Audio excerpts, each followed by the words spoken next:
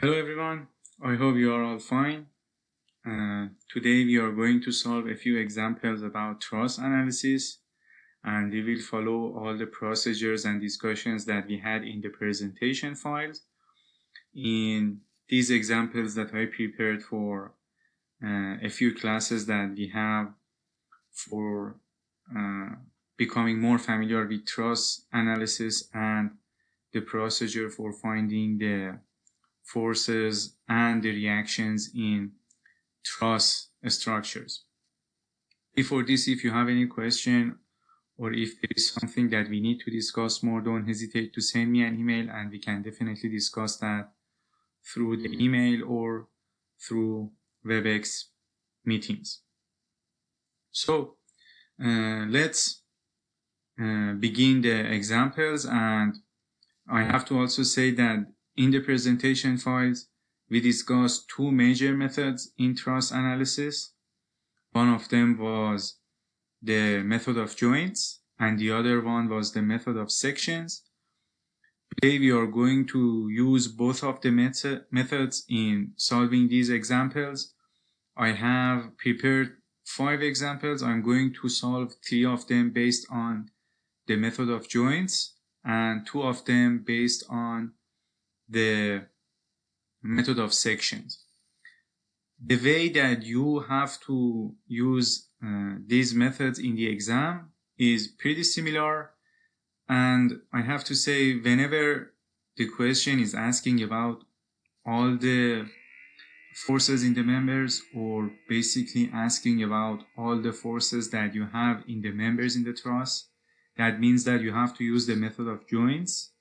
And whenever the question is asking about specific forces in some specific members, for example, what is the force in this member or what is the force in that member, that is kind of a hint for using the method of sections, and it does not need to use method of joints, and it does not need to analyze the whole truss. In the exam, I will tell you which method to use, and if I don't tell you, then it is your choice to kind of pick one of these methods.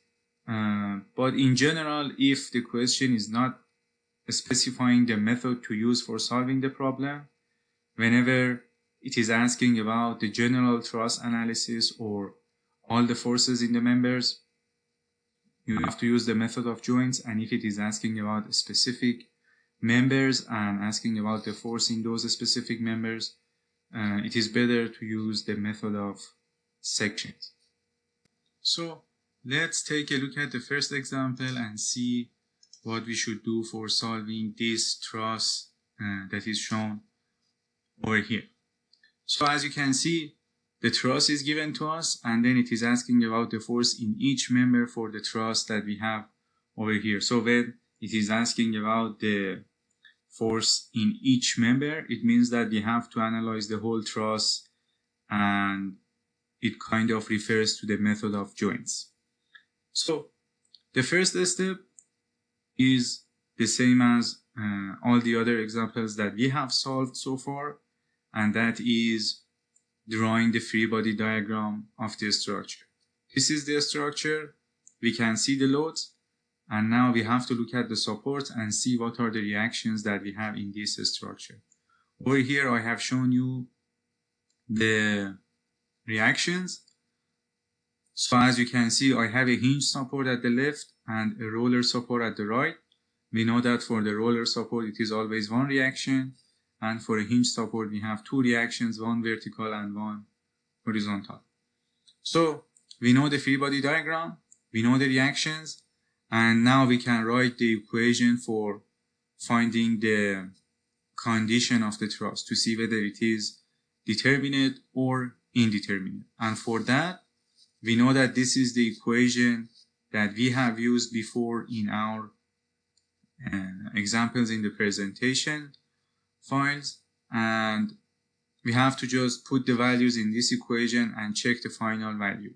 If it is less than 0, the truss is unstable.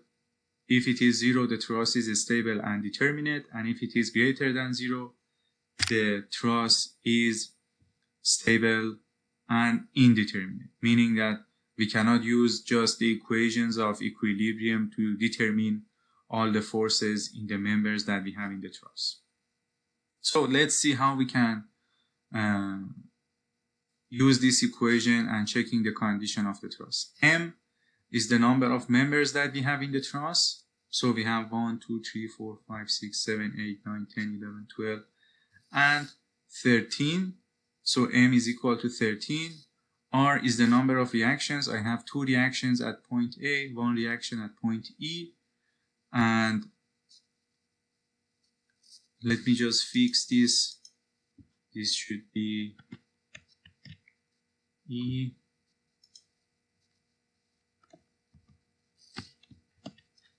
So 2 reactions at point A and 1 reaction at point E, and thus all the reactions that we have are 2 plus 1, which is 3.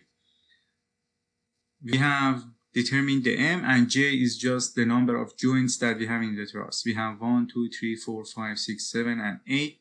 So J is equal to 8. Returning these values into this equation, we can see the final result or the final value for I is equal to 1, which means that the structure or the truss is stable and determinate.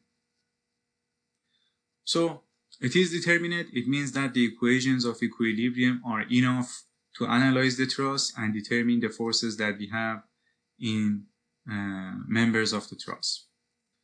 So let's move to this next step, which is writing the equations of equilibrium and finding the reactions in the truss. This is the truss. I have 2 reactions over here and 1 over here. So if I write the equilibrium equation for forces in the x direction, you can see the only force that I have horizontally or in the horizontal direction is AX, right? So with that equation, we can say AX equal to 0. Then we can write the equation for summation of forces in the vertical direction. That would be AY plus EY minus 24 minus 30 and minus 12 is equal to 0. Let me show you the equation. This is the equation, and as you can see in this equation we have 2 unknowns. So we need to write the third equation, which is summation of moments about a point equal to 0.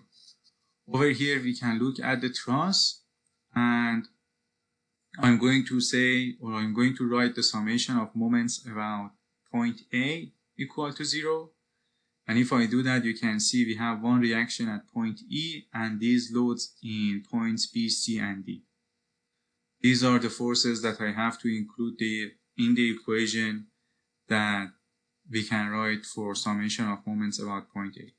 If I do that, we can see this is the equation. These moments, because of the loads, are negative because the moment that is caused by these loads are clockwise. Look at the direction of the force and the point that I'm calculating the moment about. So these are causing a clockwise moment, and this reaction at E, it is causing a counterclockwise moment about point A. So since I'm assuming the counterclockwise direction or rotation is positive, the moment because of this reaction at E is positive, and the moment because of these forces are negative. You can see these over here in this equation. The only unknown in this equation is reaction at E. By solving this equation, we can see the reaction at E is 30 kips, and since I'm getting a positive value, it means that my assumption or my guess at the beginning was right, and this reaction is upward. Now I can return to the second equation, which was summation of forces in the vertical direction is equal to 0.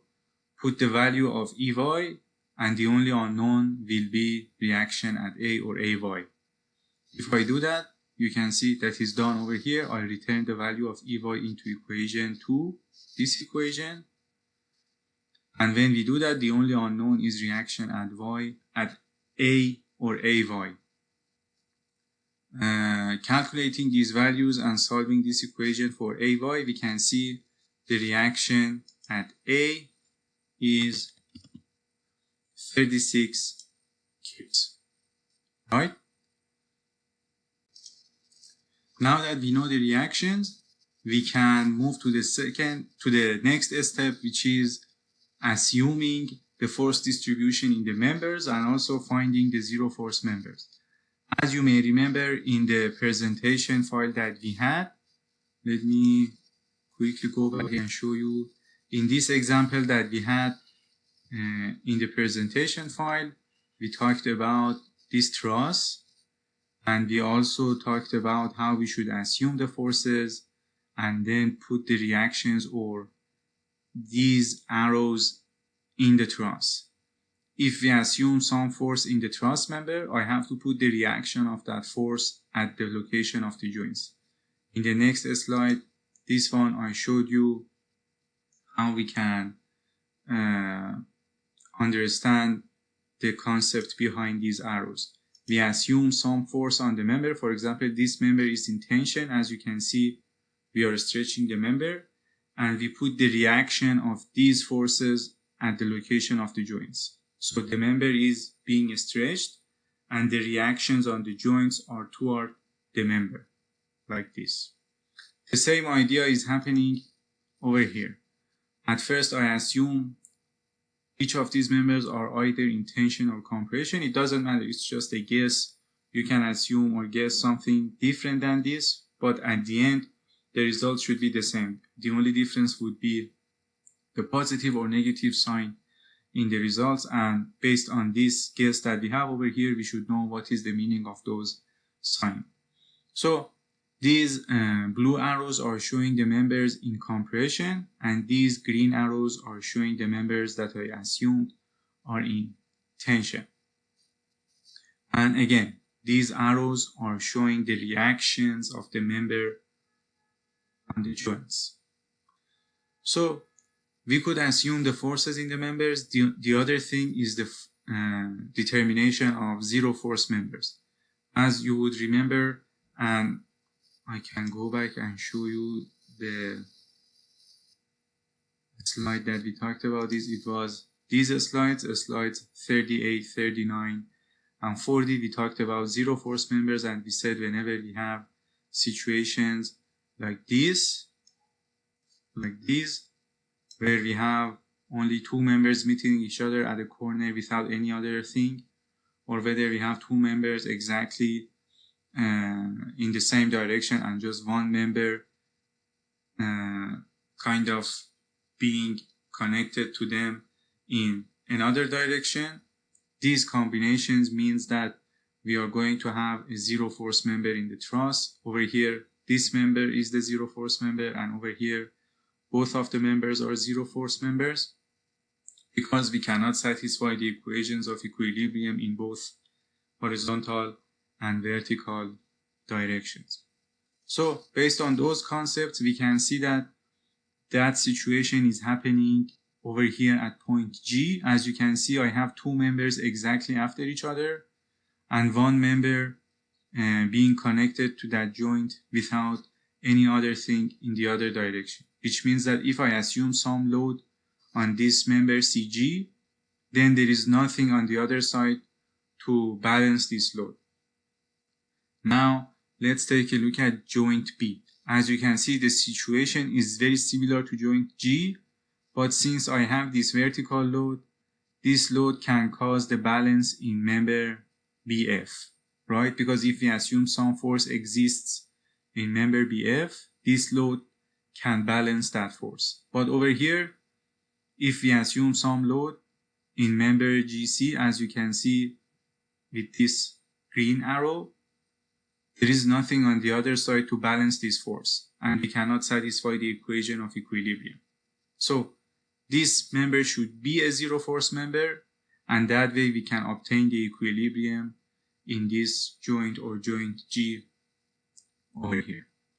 So I could assume some force in all of these members. We could determine the zero force members, and now we can look at each joint and write the equation of equilibrium or the equations of equilibrium, the two equations of equilibrium, at the place of each joint. One of them is summation of forces in x direction equal to 0, and the other one is the summation of forces in y direction or in vertical direction equal to 0. So I'm going to begin with joint E, and I want to write those two equations for this joint over here. So the forces that I have in x direction are the horizontal component of member EH, FEH, and that should be multiplied by 4 over 5. As you can see, this triangle over here shows the kind of proportions of the sides and the kind of the amount of inclination or slope that we have for this member. So we can say the horizontal component of this force is 4 over 5. So FHE multiplied by 4 over 5, and that should be one force, and the other force is negative FDE, and the sign should be negative because, as you can see, the direction of this force is to the left. The horizontal component of member HE is to the right, so that's why one of them is positive and one is negative. You can see this over here.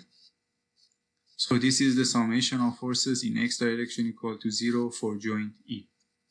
As you can see in this equation, I have two unknowns, and that's why I have to write the second equation to solve the problem and find the forces. So if I do that, I can say summation of forces in vertical direction equal to 0. For that, I have one reaction upward, that is the 30, which we calculated earlier. And then I have to add the vertical component of this force over here at member HE. As you can see, the arrow is toward right and down, which means that in vertical direction the sign should be negative. So minus FHE, and the vertical component is obtained by multiplying this force by 3 over 5.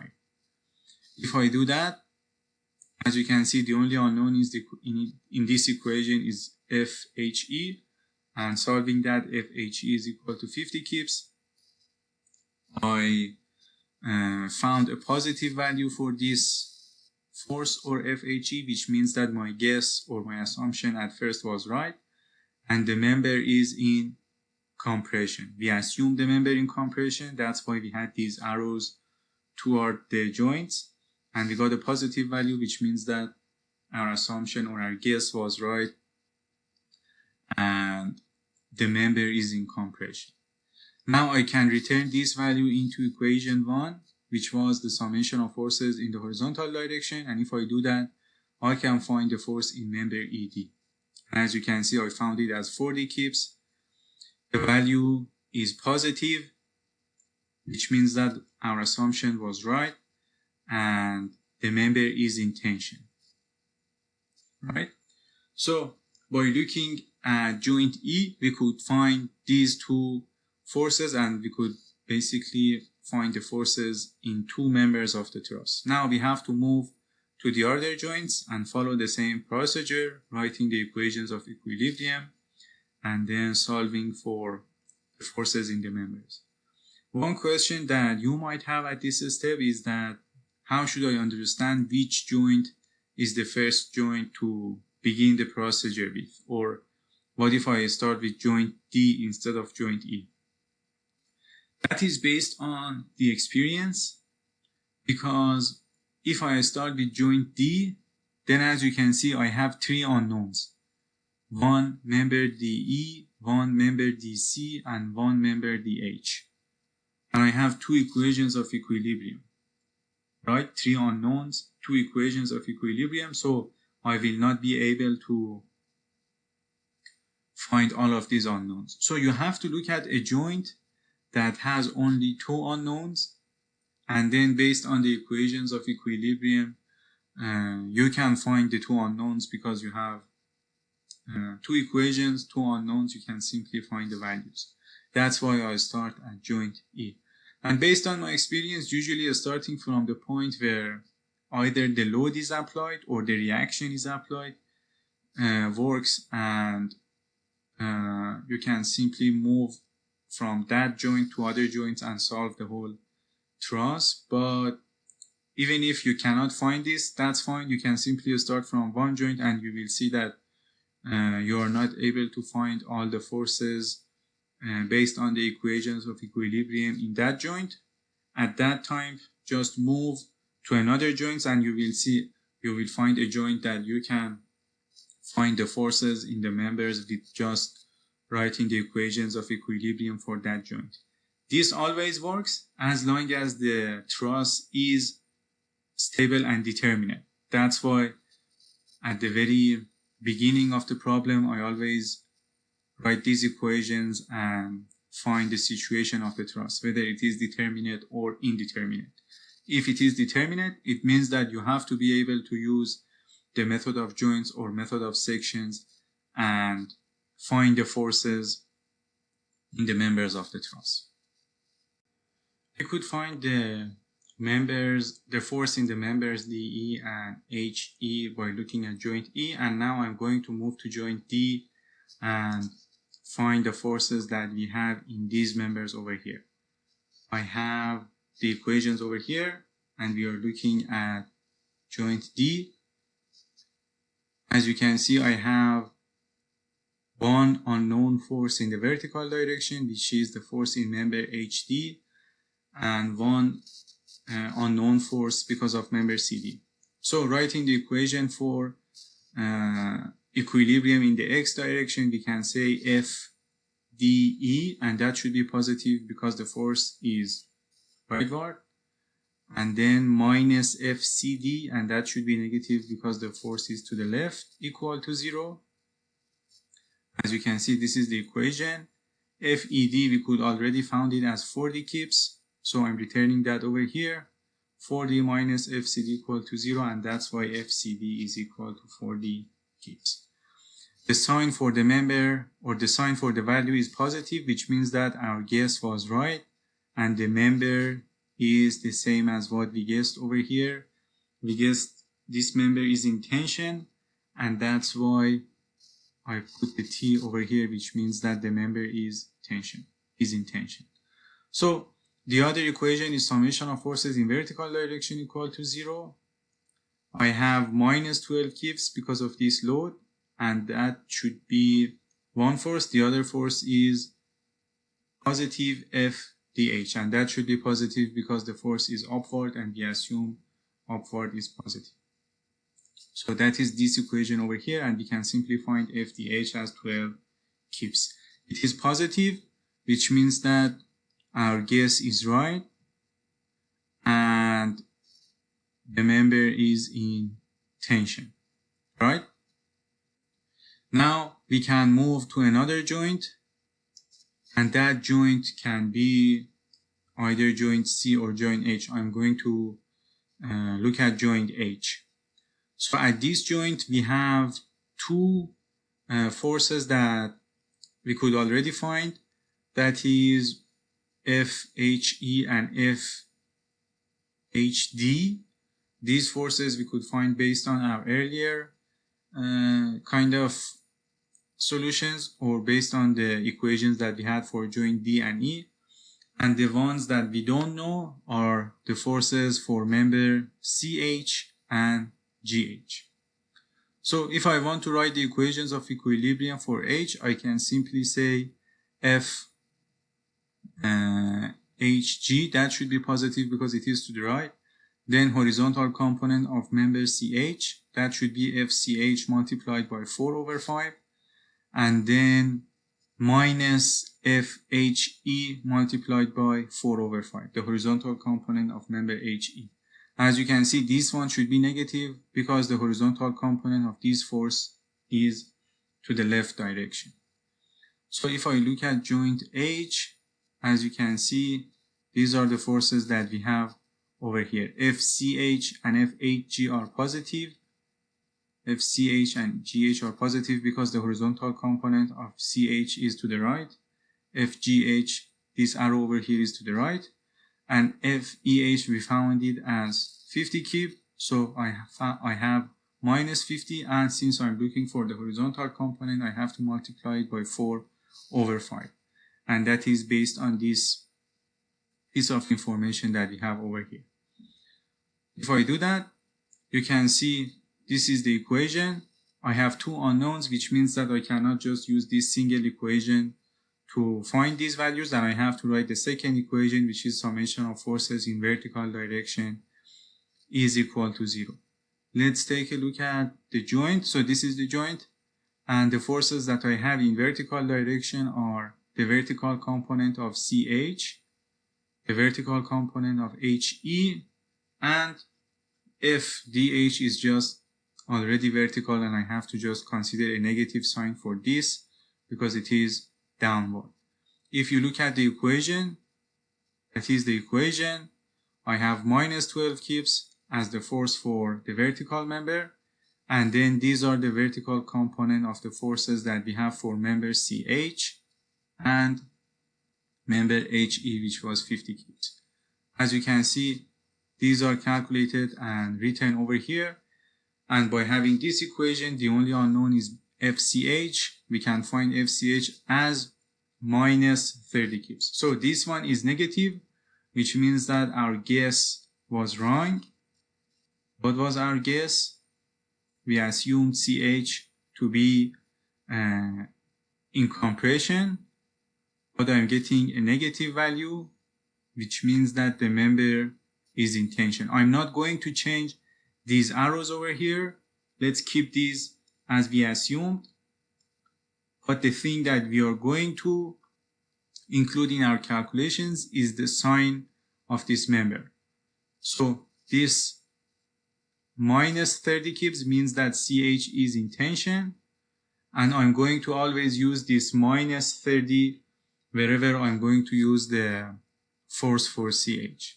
Now I can simply return this value FCH into the first equation over here, and by doing that we can find the force in HG. So this is the equation, and as you can see over here I had FCH multiplied by 4/5, and instead of FCH I returned the value with the sign minus 30. See, whenever you get a negative value, it means that your guess was wrong. But don't change the arrows that you have in your figure over here. Keep these as you guessed at first. Just include the sign that you get in your calculations in your future calculations.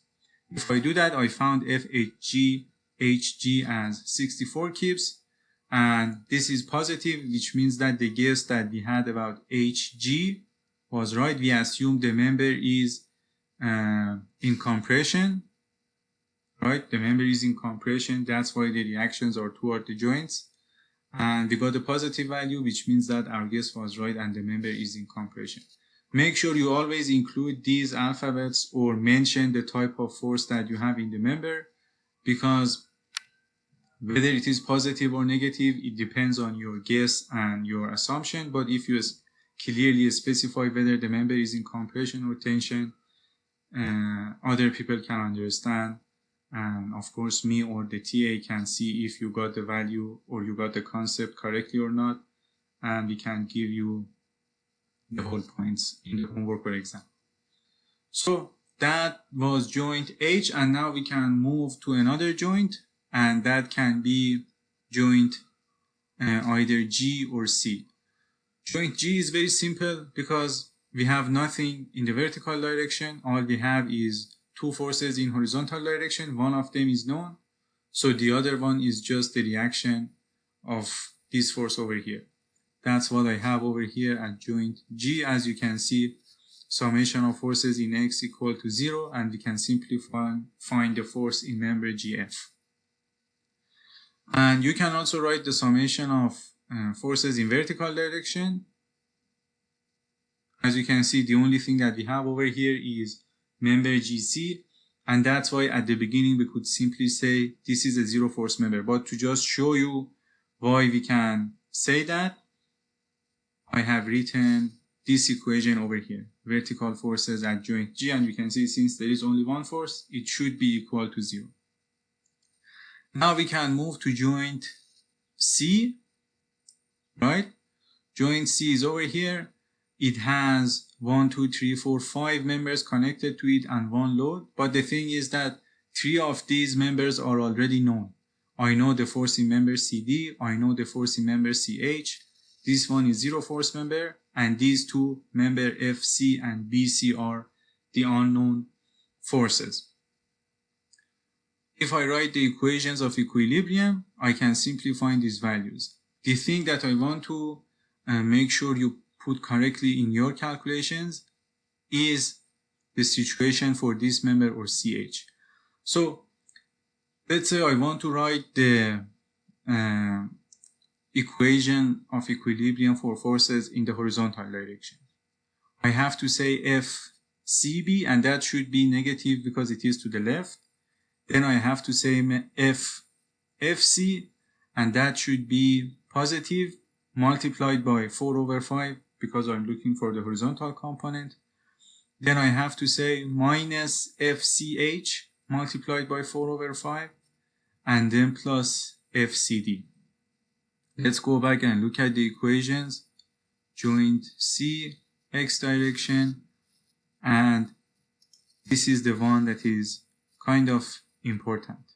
Minus FCH multiplied by 4/5.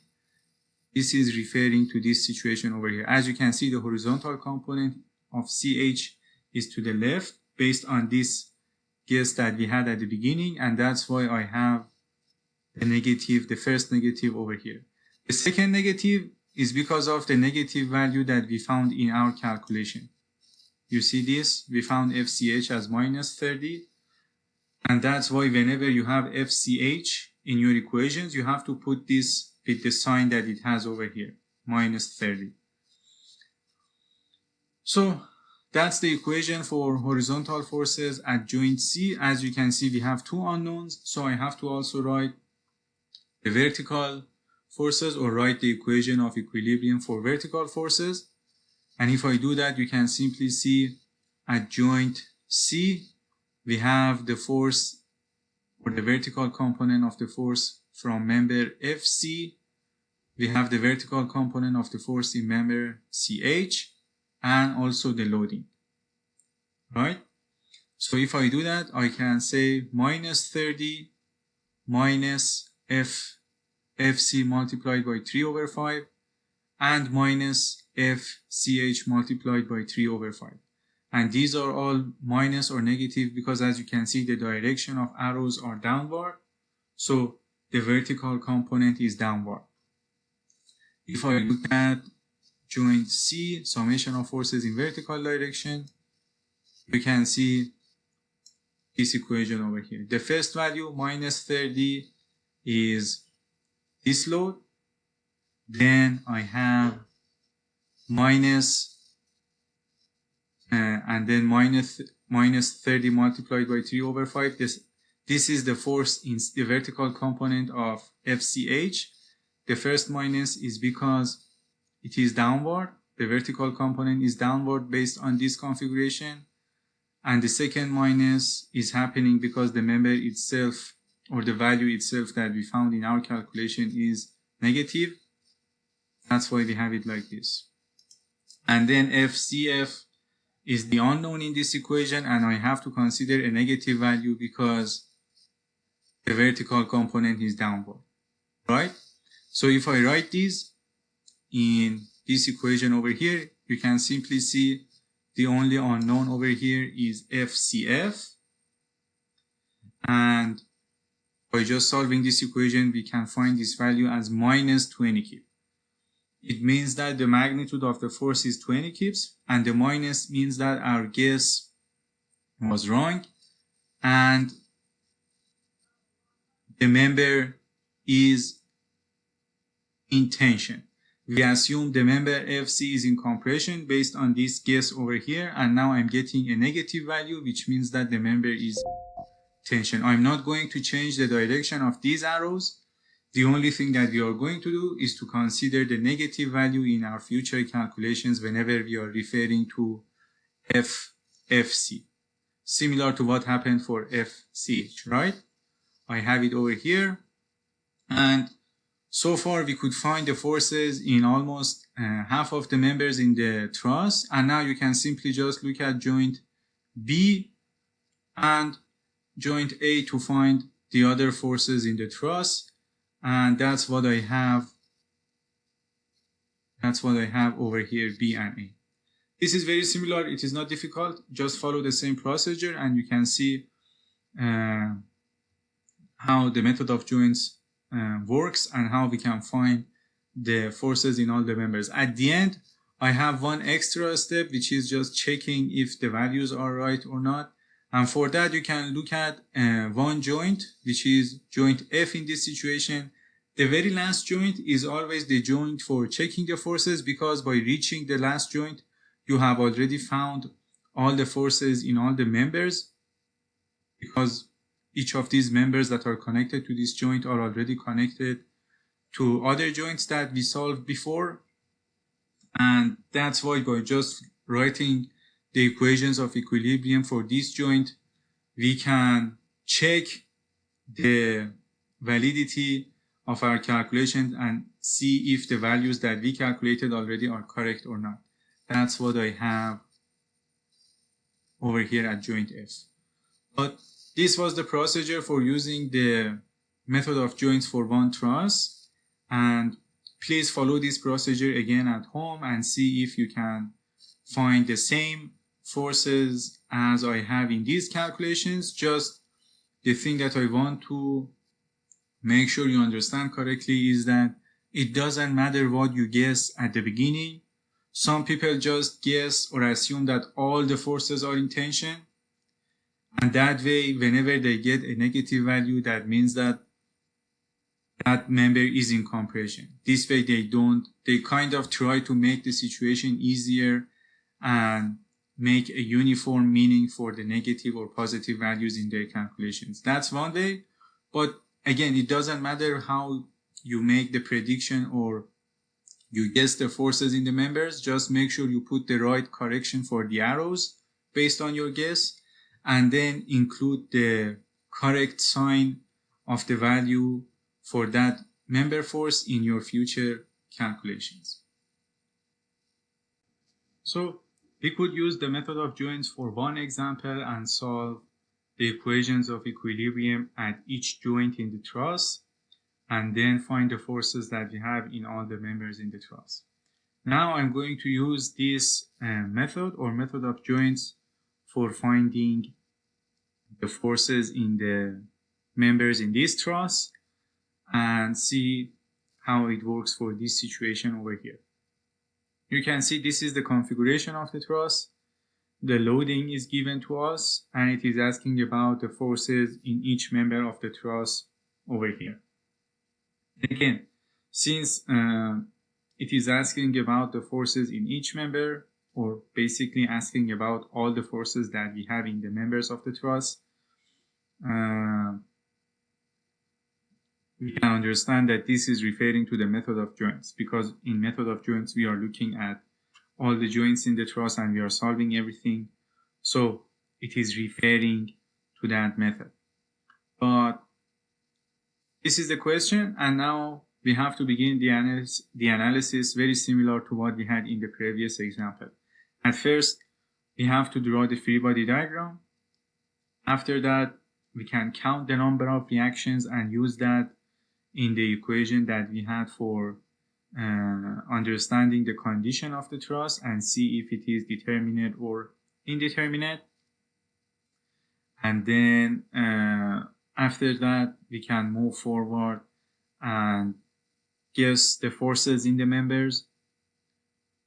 The guess doesn't matter whether it is right or wrong, because in the calculation procedure we can find the sign of the values, and based on that we can understand what is the actual type of the member, whether it is in tension or compression. But we have to make a guess, and then we have to also determine the zero force members, and then we can just move joint by joint and write the equations and find the forces in the members. So let's follow this procedure over here and see how it works in this truss. The first step is to draw the free body diagram. This is the truss, this is the loading. I have to just look at the supports and draw the reactions. Over here I have a hinge support, which means that I have two reactions, and over here I have a roller support, which means that I have a single reaction at the place of the roller. That's what I have over here. As you can see, two reactions over here, one reaction over here, so three reactions. And based on these reactions, we can simply look at this equation and check the situation of the truss. M is the number of members that we have in the truss. We have 1, 2, 3, 4, 5, 6, and 7. So M is equal to 7. R is the number of reactions. We have 1, 2, and 3. So 3 reactions. And then we also have J, which is the number of joints. 1, 2, 3, 4, and 5. So J is equal to 5. And putting all of these into this equation, we can see I equal to 0, which means that the truss is stable and determinate. So, having this information about the truss, knowing that the truss is determinate, we can write the equations of equilibrium for the joints and then analyze the structure. So, the next step is writing the equations of equilibrium for the whole truss to find the reactions. As you can see, I have one horizontal reaction at point A. So we can say AX plus 50 plus 25 equal to 0. And if I do that, I can see the value that I get for AX is minus 75, which means that my guess was wrong and it should be to the left. Right? Then we can say summation of forces in vertical direction equal to 0. That's why we can say AY plus BY minus 30 equal to 0. As you can see, this is over here. We have two unknowns in this equation, so I have to write the third equation, which is summation of moments about a point equal to 0. And I picked point A for that. Summation of moments about A will be minus 50 multiplied by 6, minus 25 multiplied by 12, and these are minus because the moment that these forces are causing about point A are clockwise. And the other moment that we have is plus By multiplied by 5, and that is positive because the moment because of By is counterclockwise. These values or summation of moments about A, and as you can see by solving this equation we can find By as 120 kilonewton, and this is positive, which means that our guess was right and it is upward. Returning this value into the equation for forces in vertical direction that is happening over here, I just return the value of By into this equation 2, putting the By over here, and we can find the vertical reaction at A or AY over here as minus 90 kilonewton. It is minus, which means that our guess was wrong and the direction of the reaction is downward. As you can see, it is mentioned over here. So we could find the reactions, and now we have to assume the force distribution in the members and also find the zero force member. Again, at this step, it doesn't matter how you assume these force distributions.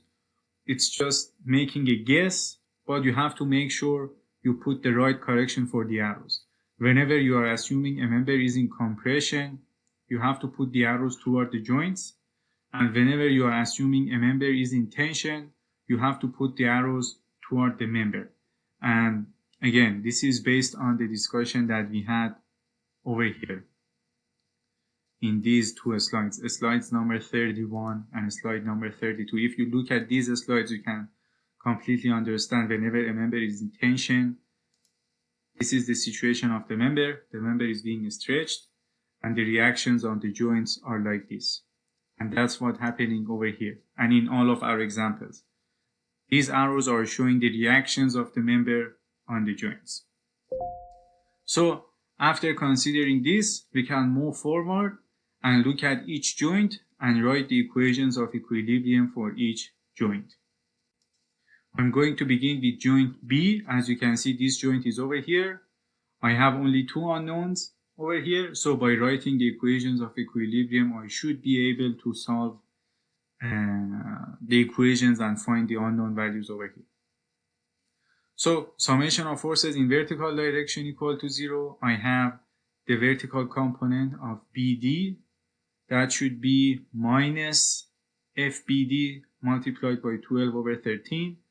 The minus is happening, or we are considering a negative in our calculation because the direction, as you can see, is downward. This force at the joint vertically is downward, and that's why I'm considering a negative. And for horizontal direction, I have to say minus FBA because the arrow is to the left. We always assume horizontal direction is positive in the right direction.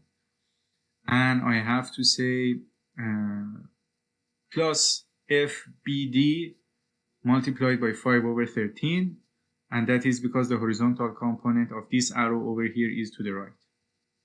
So these are the forces that we have, and these are the equations. As you can see, based on having these equations, we can find the force in dB as 130 kilo Newton. Let me just add this over here, kilonewton.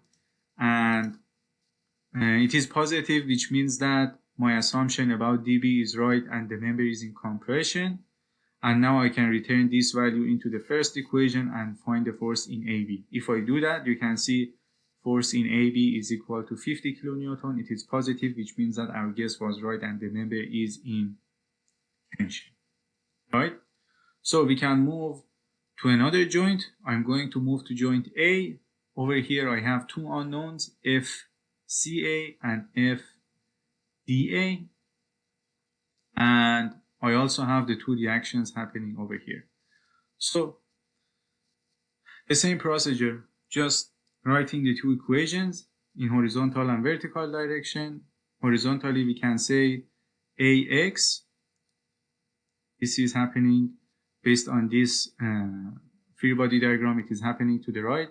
And I believe we found FAX as minus 75. So that's what I have over here, minus 75. And then plus 50. Plus 50 is the force in member AB. As you can see, we found it as 50 kilonewton. So that's what I have over here. And then we have the force in member AD. The horizontal component of this force is to the right. Right, look at this arrow over here. The horizontal component is to the right. And now we can say FAD multiplied by 5 over 13. Like this. And by writing this equation, we can see the unknown is FAD, and that is 65 kilonewton. And this is positive, which means that my guess was right and the member is in tension. Now I'm going to look at member AC. And we can find the force over here by writing the equation for summation of forces in vertical direction equal to 0 at joint A. For that, I have the vertical reaction at A. I have to say this vertical reaction was minus 90 kilonewton. So I'm going to put that over there, minus 90. To kind of put all the details in the equation, you could say plus AY, because based on this case it is upward, so we have to say plus AY. The AY itself is minus 90, but I directly put the value over here as minus 90. It doesn't matter because this is the guess and the value is negative, so we are putting the value over here in the equation. So minus 90 minus AC, And this is minus because if you look at this arrow, you can see based on our guess, it is downward. So minus FCA, and now I have to consider the vertical component of FAD, right? So that should be FAD multiplied by 12/13, right? That will be the vertical component of AD. And since this arrow is upward, or the vertical component of this arrow or this force will be upward, I'm considering a positive behind this value over here. We found the value as 65 kilonewton. Multiplying it by 12/13, we can see FCA is equal to minus 30 kilonewton. This is negative, which means that my guess was wrong and the member is in tension. We assume the member is in compression. We are getting a negative value, and that means that the member is in tension. I'm not going to change the direction of these arrows. I keep these as it is. I'm just going to consider the negative value for FAC, and whenever I'm using FAC, I have to consider the negative value. I have to include the value with the negative sign in the calculations. So FCA is minus 30 kilonewton and it is in tension. Now we are going to move to joint C. That joint is over here. It is not a difficult joint. You can see everything is kind of located at the direction of actual X and Y axis. So summation of forces in X direction equal to 0. That means 50 kilonewton plus FCD equal to 0. That's happening over here. I found FCD as a negative value, which means that my guess was wrong and the member is in compression. So take a look at here. So this is joint C. We assume the member is in tension, right? That's why we have these kind of reactions at the joints. We found a negative value, which means that our guess was wrong and the member is in compression. Now we can write the equation for forces in the vertical direction.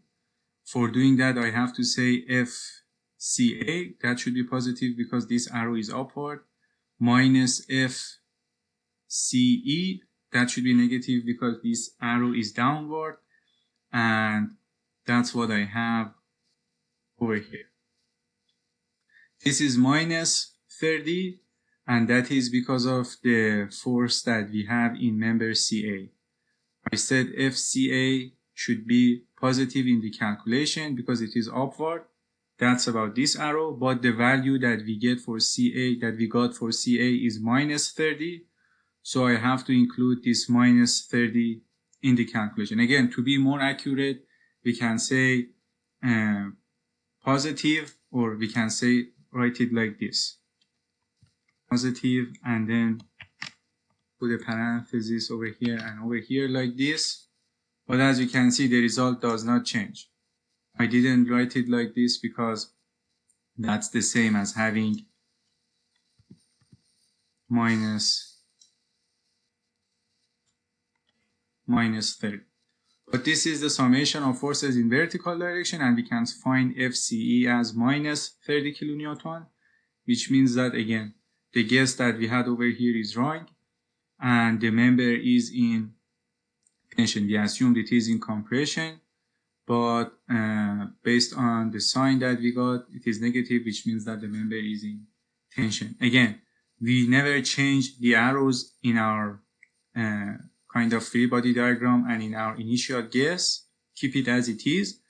The thing that we have to do is to consider the value of these forces with their sign in our calculations. So the only remainings are joint D and E. If you follow the same procedure for joint D, you can simply find the forces, as you can see over here, found FED, and you don't need to move to joint E because these forces or these members are already solved by looking at joint C and D. And as you can see over here, I have the final results. And in these configurations that I always have at the end of solution, I show everything based on the current format or current type of the load. If you compare this with this graph, you can see over here, these are the guess. And after solving everything and finding the type of forces in the members, we can simply write the magnitude of the forces in the members, and also we can write the correct direction of the forces and reactions and everything. And this is at the very end to just show the final results, and everyone who wants to check our results can simply look at this and understand how we solve the problem. But this is happening at the end. During the solution or during the kind of analysis procedure, don't change these arrows and just use the values with the correct sign in your calculations. Those are the examples for today. I want to give you the rest of the time to solve these two examples at home and make sure you completely understand how to use these methods, and actually the method of joints and the procedure to solve the truss problems or the problems about truss structures that we have in our course. Thank you.